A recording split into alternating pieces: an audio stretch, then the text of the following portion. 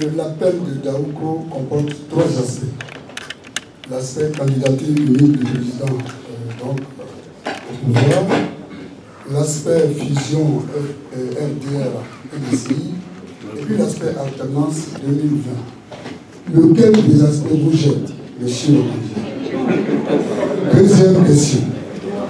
Et celle-là, elle est particulièrement posée à monsieur Kabé.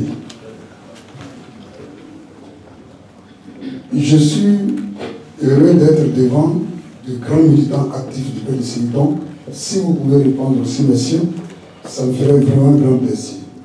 Est-ce que les candidats que vous êtes, vous avez intégré le combat de l'inéligibilité de la Sangwata? Merci beaucoup. Je pense que mon ami et frère Mamboui ayant constaté que je n'avais pas encore parlé, vous voulez absolument que je parle. Sinon, ma question ne m'est pas adressée particulièrement, elle est adressée à tous les Ivoiriens. Au-delà des quatre que nous sommes, à tous les Ivoiriens. Parce que tout peuple a une constitution, chaque peuple aussi a son âme. Pour ne pas sortir du décor, je voudrais à mon tour remercier mes aînés et vous remercier d'être venus. C'est la première fois que vous nous voyez, moi la deuxième fois que vous nous voyez ensemble.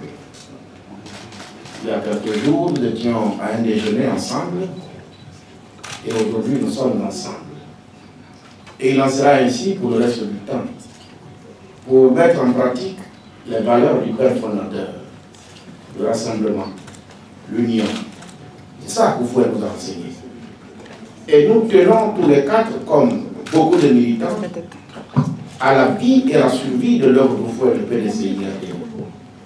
Vous allez observer avec moi que depuis la mort du père fondateur, il y a eu quand même quelques dates clés, quelques événements clés. Malheureusement, nous, je remarque que nous ne savons pas tirer les leçons des événements qui nous arrivent. Juste après la mort du père fondateur, alors même que vous pouvez tous le savoir, à un congrès, la parole a été refusée à M. Guéni Kobna. Il est sorti sans bagarre et qui a créé le RDR pour M. Alassane Ouattara.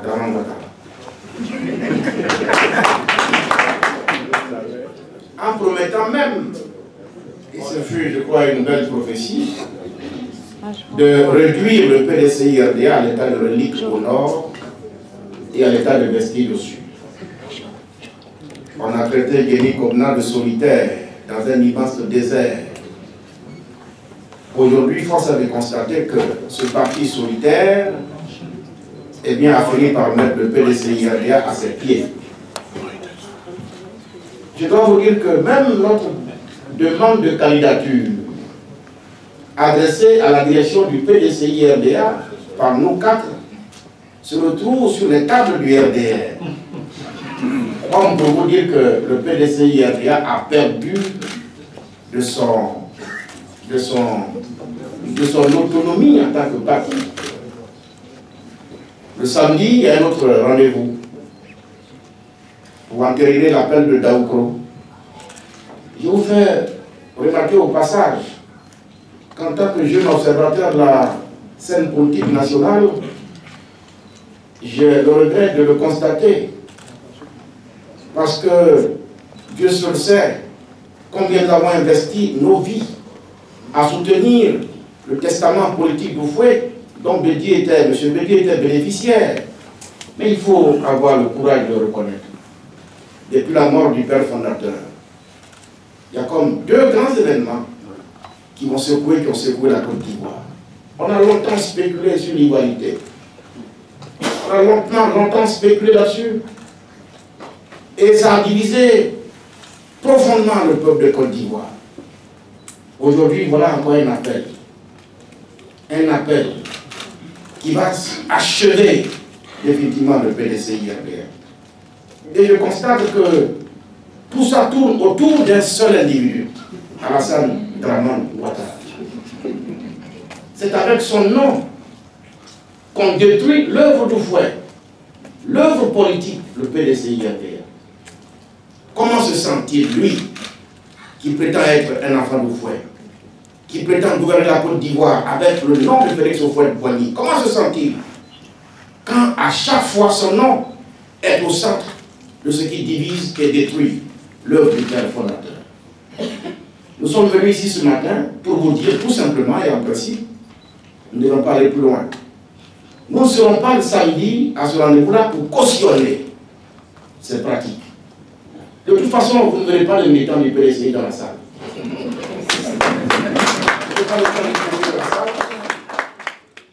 Puisque moi, la mère Kwasi Kounan m'a téléphoné ce matin, je n'étais pas là en fait, je suis arrivé ce matin de Bamako pour me dire le président Bédié te demande de venir au congrès, ta sécurité sera garantie. Est-ce que Bédié a besoin de me garantir une sécurité pour aller à mon congrès? Je lui dis, mais c'est parce que tu me dis même que tu sers de tout dans mon esprit. Parce qu'aucun militant du PDCI-RDA ne peut porter atteinte à notre intégrité physique. Aucun. Je n'en connais pas un seul. À commencer par M. Bédié lui-même, qui puisse nous regarder et nous insulter, nous humilier ou nous toucher. Mais évidemment, je suis quand même un homme politique, si je suis un élu. Dans ma commune, il y a déjà 1000 jeunes gens recrutés. Et on les trouve facilement dans les camps du RDR, habillés en tricot Bédié pour venir remplir la salle. Et puis, comme ça m'est arrivé à Bonan, c'est de dire que c'est un peu militant du PDCI-RDR. Laissons le pré-congrès ou le congrès extraordinaire du PDCI-RDR se tenir. C'est de ça qu'il s'agit. Le PDCI-RDR se retrouve samedi. La deuxième étape, pour les 4 que vous voyez, avec d'autres barons du PDCI-RDA. Tous ne sont pas là ce matin parce que c'est une conférence de presse. Nous vous donnerons rendez-vous très bientôt pour un grand rassemblement des militants du PDCI-RDA. Ceux-là qui veulent appliquer les résolutions de leur parti. Et ensuite, la question de la candidature, ne mettons pas la charrue avant les bœufs, mais tout va se régler. Et c'est à l'intérieur que nous allons organiser maintenant notre convention, la convention du PDCI-RDA. Pour vous dire comment nous allons aux élections. Parce que l'entêtement à M. Ouattara à s'accrocher à M. Bédié dans la division du PDCI suffit pour que vous compreniez très bien que lui tout seul ne peut pas gagner d'élection dans ce pays. Ça c'est vrai. Je sais que ce que tous les deux recherchent, c'est justement qu'à travers les logos des partis, ils organisent la mascarade et la tricherie électorale. Quelqu'un a posé le problème. Aujourd'hui, nous sommes venus vous dire que nous ne sommes pas au Congrès. Nous allons nous retrouver avec toutes les forces vives de ce pays pour aborder la question de l'organisation du scrutin. Je vous l'ai déjà indiqué, même au temps du parti unique, sous le règne du président Houphouët, on n'a pas vu ça. La CEI, parlons-en. En tant que député, j'ai participé au vote de cette loi. D'ailleurs, vous vous souvenez que j'étais le seul, l'unique député en commission à voter contre la loi. Mais vous observez bien que, finalement, on a choisi une voiture des partis politiques. Bien, le RD y est représenté. L'UDPCI appelle à voter Alassane Ouattara qui est représenté. M. Bédié appelle à voter Alassane Ouattara avec le PDCI qui est représenté. Le FPI, finalement, pour la branche qui appelle à voter, enfin, qui participe aux élections, qui est représenté. Ajouter à cela l'administration ivoirienne, c'est devenu une CEI RDR, une CEI alassaniste, pour justement annoncer tout sauf la volonté des Ivoiriens dans les urnes. Nous ne pouvons pas, nous 4, si nous n'avons pas l'investiture du PDCI-RDA, nous sommes d'office exclus de la CEI. Nous n'y avons pas de représentants. Comment peut-on compétir avec M. Ouattara pendant que lui est l'arbitre du jeu? Vous voyez bien que j'ai posé le problème au président Gauthier à l'époque. La question n'a pas trouvé de réponse, au motif que M. Ouattara n'avait pas fait acte de candidature. Quand il fera acte de candidature, est-ce qu'on reviendra en arrière pour revoir la composition de la CEI? Donc, je peux vous dire qu'il y a des grands sujets d'importance qui sont encore en suspens pour lesquels on va s'engager franchement dans l'intérêt de ce peuple de Côte d'Ivoire. Tripatuer les constitutions en Afrique, ça ne fait pas honneur à l'Afrique elle-même. Et on sait l'effet que ça produit partout. La Côte d'Ivoire a trop souffert et je ne connais pas un seul d'entre nous qui, par amour pour ce pays-là, nous engagerait dans cette voie. Pour l'instant, parlons des choses qui existent. Je suis député à l'Assemblée nationale, on a été convoqué à une session extraordinaire, je n'ai pas encore vu de loi dans ce sens. Donc, allons-y doucement. Mais il me semble que les choses sont claires, elles sont connues de tous. Aujourd'hui, nous sommes venus vous dire tout simplement, si vous, et je n'en doute pas du tout, vous êtes des journalistes, on vous a suffisamment expliqué ce qui prévaut au PDCIRDA. C'est à vous d'écrire. Enfin, c'est le fonctionnement normal et régulier d'un parti politique. Il n'y a qu'une seule instance de décision, le congrès du PDCIRDA. Est-ce que oui ou non, nous avons décidé d'avoir un candidat, un militant actif? Pourquoi d'autres veulent changer? Mais c'est ceux qui changent qui sont contre le PDCIRDA. Et il se trouve des journalistes pour écrire et nous traiter, nous, de rebelles. Dans quel monde sommes-nous? Apprenons surtout, que je regarde la salle, je suis heureux de voir beaucoup de jeunes. Apprenons à respecter toujours les règles qu'on se donne. Ça évite les histoires. Ça évite les histoires. Dans un cas comme dans l'autre, même en affirmant notre union, notre RHDP, vous connaissez la règle. Au premier tour, chaque parti membre de cette alliance a son candidat. C'est au second tour que les trois autres soutiennent celui qui a au second tour. La règle n'a pas changé. Est-ce que les militants du PDCIRDA ont le droit de travailler et faire en sorte qu'en 2015, là, en octobre, et ils viennent au second tour, face tellement au FPI, et que le RDA et Ouattara nous soutiennent aussi, conformément aux résolutions de cet accord-là? Oui, nous avons ce droit-là. Mais dans un cas comme dans l'autre, il y a une volonté manifeste de tordre le cou aux règles, et c'est ça qui met l'Afrique en retard. C'est ça qui met le feu à notre continent. C'est ça qui va prendre fin. Et il est regrettable que nos aînés, au soir de leur carrière ou de leur vie, se comportent de cette façon pour compromettre l'avenir des enfants, des jeunes. C'est ça qui nous réunit. Il est heureux que tous les amis ne soient pas dans ce sens. Et qu'il y en a ici, à qui on peut encore faire confiance, et qui sont à nos côtés pour nous faire espérer que demain, nous encore, on va espérer. Alors, chers amis, aujourd'hui, je crois que c'était pour affirmer cette position. Il n'y aura rien à ce congrès-là qui soit nouveau. Sauf que les retrouvailles entre M. Bégué et M. Ouattara et chacun avec ses partisans. Donc le PDCIRDA n'est en rien concerné par ce qui va se faire demain. Et le vrai PDCIRDA va se réunir. Et nous vous inviterons à ce grand rassemblement. Sous, je dis, l'égide Oufouette. Parce que je ne pense pas que Oufouette ait créé ce parti pour le voir disparaître. Je ne pense pas qu'Oufouette ait créé ce parti pour qu'il soit à la solde des nôtres.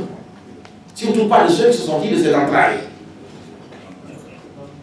Si tant est que M. Ouattara reconnaît enfin que c'est bien d'être ensemble, mais c'est plus facile de venir dans la maison du père fondateur. Pourquoi lui tient à la vie de son RDR? Il ne peut pas faire bachelier et vous voulez que c'est le PDCI qui aille se jeter dans le RDR pour mourir. La question de l'alternance en 2020. Je souhaite qu'on n'en parliez plus. Parce qu'à ce jour, je n'ai vu aucun militant, aucun cadre du RDR en parler. Ceux que j'ai vus en privé m'ont toujours dit qu'ils ne sont pas concernés. D'ailleurs, que je vois pas la grande Isaac. C'est plutôt la direction du PDCI qui a visiblement du mal à faire admettre sa position actuelle, qui nous prend pour des bébés, à qui on donne des petits bonbons, pour... tu vois ce que je veux dire?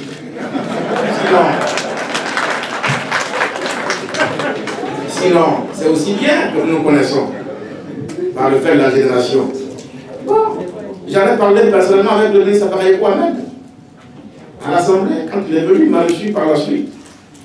Il m'a dit, monsieur le ministre, depuis que le débat sur l'alternance 2020 est ouvert, pourquoi vous n'en parlez pas? Il a commencé à rire. Il dit, ça veut dire quoi ton rire? Est-ce que vous, là, vous pouvez admettre, vous accepter que Appareil Ahmed en 2020 va croiser les bras pour dire à M. Kakabé, bon, comme M. Béguier nous a soutenu hier, alors c'est ton tour. Vous voyez ça? Vous voyez que mon ami et frère Guillaume Soro, mon président qui est assis sur l'article 11, eh bien, il va croiser les bras en 2020. Et quand M. Ouattara est payé, donc c'est votre tour. Vous voyez ça? Et vous voyez que nos militants du PDCI sont tellement dupes pour qu'on les fasse avaler ça. Non.